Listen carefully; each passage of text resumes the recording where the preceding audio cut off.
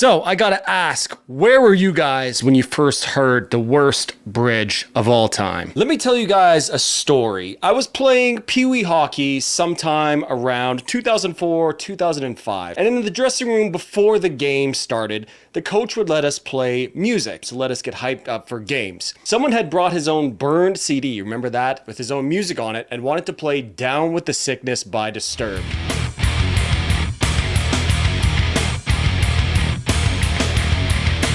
Everyone was enjoying the song, getting ready like normal, when we got to the bridge of the song. Now, this was not the radio edit of the song. This is that full version. And you know which part it had, right? The domestic violence solo.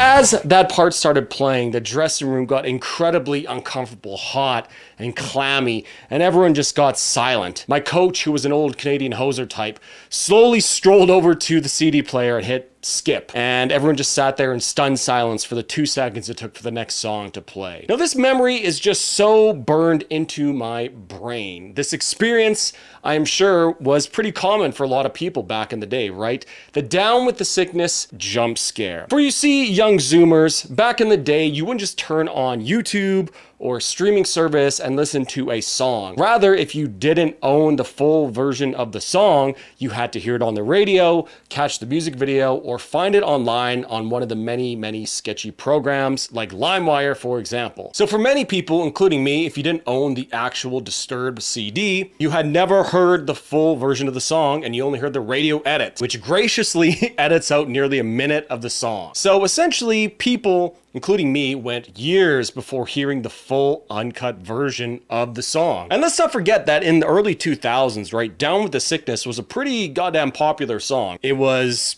a huge hit, right? Disturbed themselves are very popular. And the radio edit of the song, reached number 5 on the mainstream rock charts, which is kind of crazy. My brother and I would blast Disturbed while playing Gears of War in the Xbox 360. Like, Disturbed was a pretty big band. There's this real visceral shock that you would hear when you heard the full version. As let's be honest here, the section is remarkably dark and rather obscene. And don't worry, in a few moments, I will get to the music theory of why it sounds so obscene beyond David Draymond's vocals. So, well, hello, my friends. We meet again. It has been a while. Where should we begin? Today, we are, of course, talking about Disturbed's Down with the Sickness, the worst bridge in music history. And by the worst, I don't mean it's the most terribly played or just simply bad. Rather, I mean worst as in top 10 moments in music which make people cringe and recoil, and not in like a funny, memorable way, right? And it's a way that makes you immediately want to turn it off. Uncomfortable in the way when your friend and his parents start arguing in front of you. That hot, clammy, uncomfortable feeling, that same feeling that the Eminem song Kim makes me feel, right? It just makes you turn it off. That clammy, visceral feeling of needing to escape. But we will discuss more about that shortly. And so, by the way, guys, if you want to help out the channel, consider hitting that like button. Now, I know lots of people chase this sensation in music, this uncomfortable feeling, right? They seek it out. But it's not like this song is in some obscure gore grind album or something where people have to go out of the way to find it. No, it's in a 5 times platinum single on a 5 times platinum selling album. And it seems that everyone knew that this was just a terrible decision to include a Korn Daddy tier segment in a song that was otherwise, pretty damn good, like a good rock butt metal banger. You know what I mean? So to me, it's like similar if you're on like Facebook or Instagram and you're just sort of doom scrolling and all of a sudden you just get jump scared, you get ganked by some sort of terrible cartel tier imagery. Just sort of ruins your day. When you listen to the bridge for the first time and Disturbed's Down with the Sickness, the full version that is, it just comes out of nowhere and you're like, oh my God, what is this? You hear David Draymond just screaming. Why this experience is still just so clear and vivid in my mind, even like 20 years later. It's just how obscene it all sounds.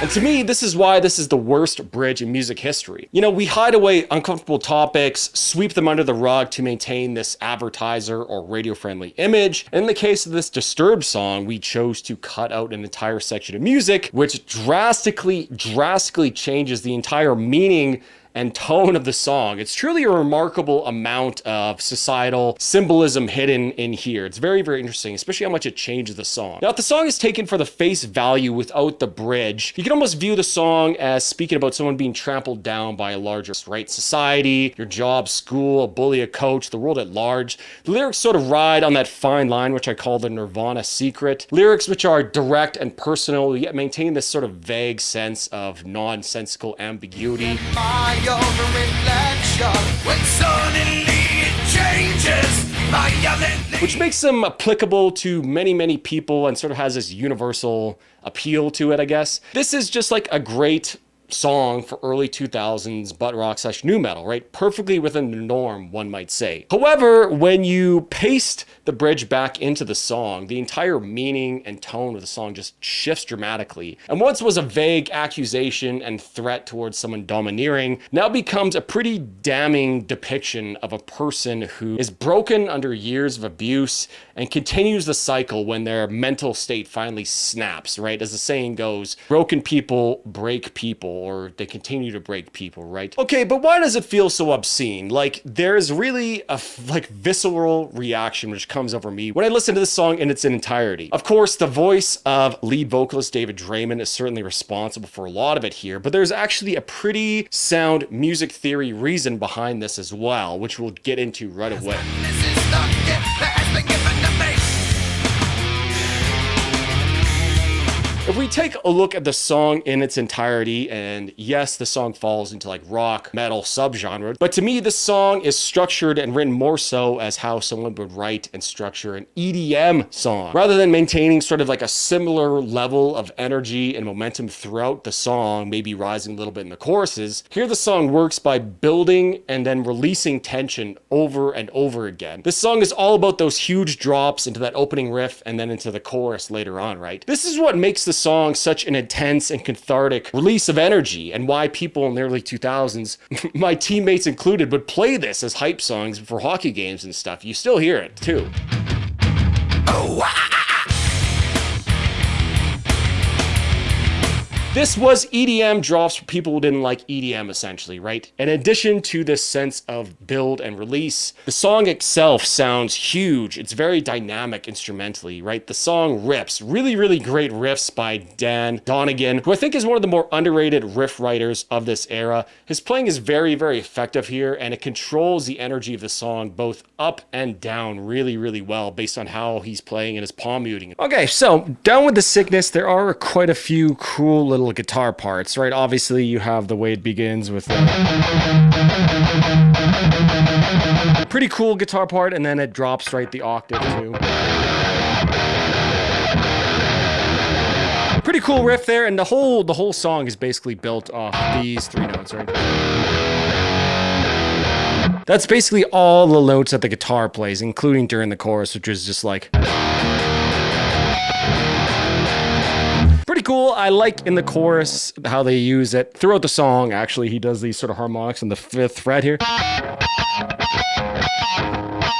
To me, though, I think those are almost kind of like symbolic and representative, like someone like twitching and like, you know, their mental states breaking. come on, get down with the sickness. Get up, come on, get down with the sickness. But he does do some cool stuff. So the first part of the verse, and it serves really well to build up tension, the guitar playing during the verses too, right? It's just, yeah, he just sort of pedals that D sharp the whole time, right? During the verse. But the second time rolls out, hi-hat increases a little bit. He just goes like,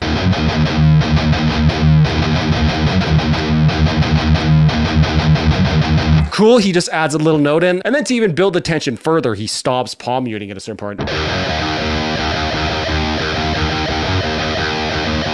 So it really just builds up the song really well. It just really, really builds up the tension really well until you get to this part right there.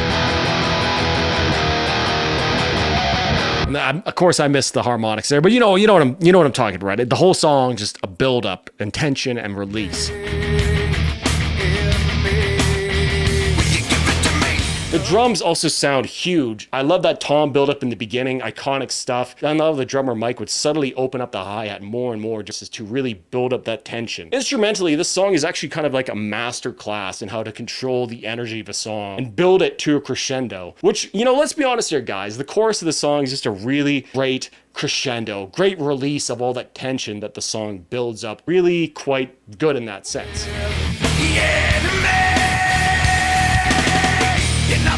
And finally, to top it off, love him or hate him, you have one of the most famous, or I guess infamous, vocal performances of all time by David Draiman. And let's be honest here, right at the beginning, he makes one of the most iconic, memorable, cheesy, and memeable vocal sounds of all time. You know,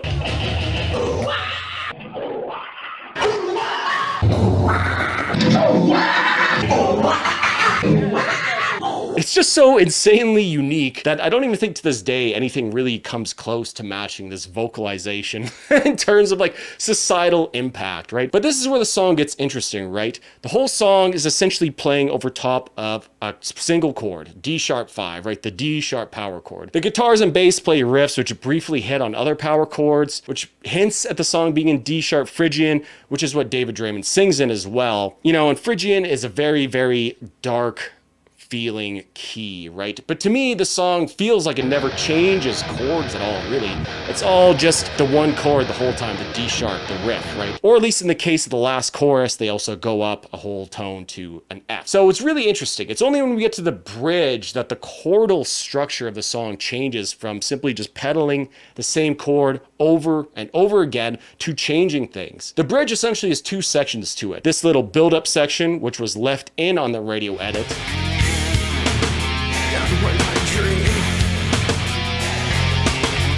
and then, of course, the DV solo itself, which was cut.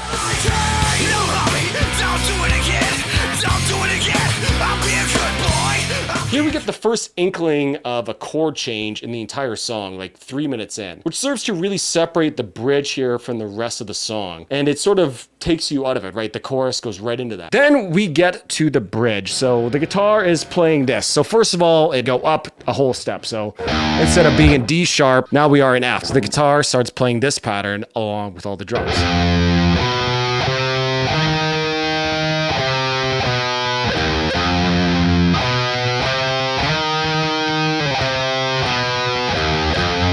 Which is pretty cool. Like, it's a nice, really interesting, evil sounding guitar part. And the bass underneath of that, and the first section of the verse is just playing this.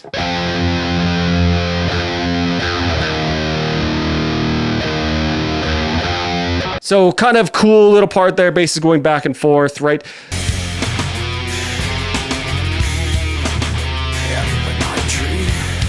There's a big disjointed rhythm here too between the drums and the bass, really giving a very unsteady foundation, embodying the lyrical content of the song, which speaks at this point, right, to approaching the breaking point of a person. Playing this sort of like rising and falling pattern, which goes up to the flat 7 and back down to it again, but sort of really leans on that flat 5 sound. The flat 5 really adds to the uneasy, near breaking point feeling of the section, right? No power chords here as well, just single notes. It really makes it feel like almost sick in a way too, down with the sickness, especially with how the tempo kind of changes. It feels a little like swung as well. Now you combine all this with David Draiman, these weird vocalizations and the breaths and the way he builds up his voice to exploding into that. It really is just a masterful use of musical symbolism here. It's a really interesting combination of sounds, which we do get to hear in the radio version, but the radio version drops back to the intro riff instead of going to the second part of the bridge, which is what everyone gets jump scared with. However, we all know the truth, right? And in the full version, it then moves right into the really obscene DV solo. Now, of course, I think the thing that most people remember and makes total sense is David Draiman doing his best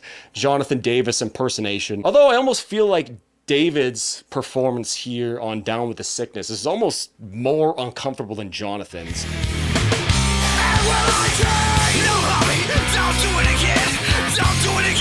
Just in terms of like pure emotional outbursts. I don't know, it's pretty close, but the music part of Down with the Sickness really sets it over top for me. You know, I hesitate to say it's an impressive performance, but it certainly provokes an extreme emotional response from the listener and from me. And I don't enjoy listening to Daddy or Down with the Sick. So I suppose they both certainly achieve their intended effect of making one feel uncomfortable.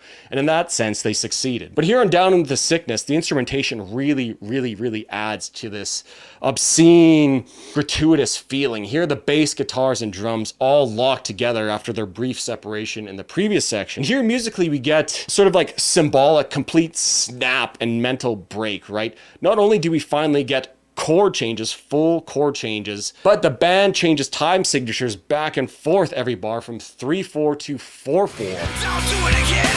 Don't do it again. I'll be a good boy. I'll be a good boy. Which again really just emphasizes that break feeling. It makes it feel like even more vulgar, like we were witnessing someone losing it by how it's like cut short a little bit. Then it all gets to the really nasty part, and it's pretty heavy played, you know.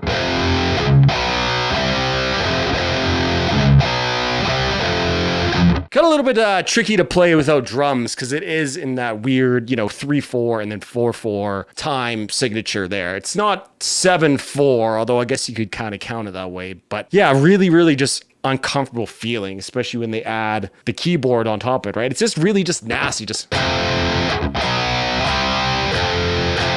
which is especially in contrast to the rest of the song, basically just playing this all the time.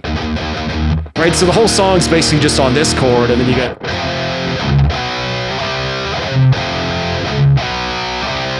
really just nasty, powerful sounding intervals that really make the song and the bridge feel that obscene. It's just really cool. It's not like there's no real natural musical resolution to it. It's just very like broken. I guess again, more musical symbolism here too,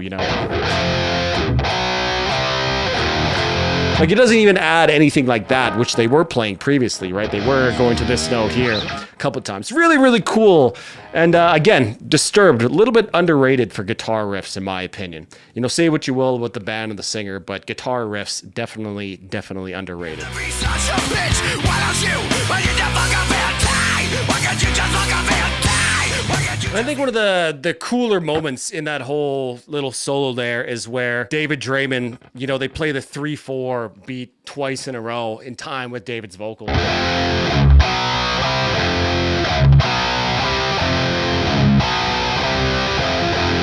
Pretty cool way to mix them up together there. So the guitars and bass then join together and they really lean on these chords. It's very heavy. And the 1 chord, the flat 5 chord, and the 5 chord. No longer approaching the flat 7 like they did before. The flat 5 really does work here, making this feel just so grotesquely sick. Really quite musically interesting on the flat 5 and 5 chords. They also add a subtle keyboard part, which only serves to like emphasize those very specific unstable chords. It's very it's just gross sounding.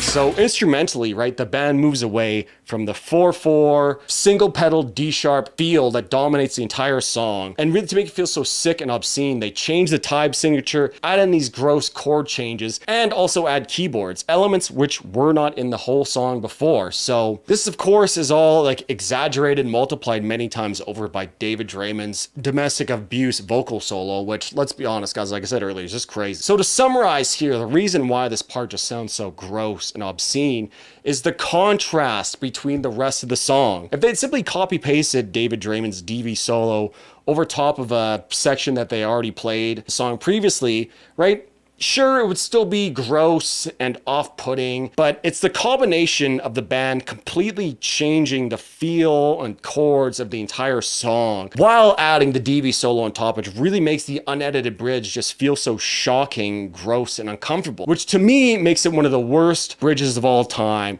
which is still very musically interesting and something that we can learn from it ourselves, right? You need to add contrast to your songs. If everything is dark and heavy, then nothing is. If everything is obscene, then nothing is, right? That's all from me here today, guys. I've been Varvis. If there are any other weird song moments that you guys want me to check out, make sure you leave that down in the comments. And as always, let the metal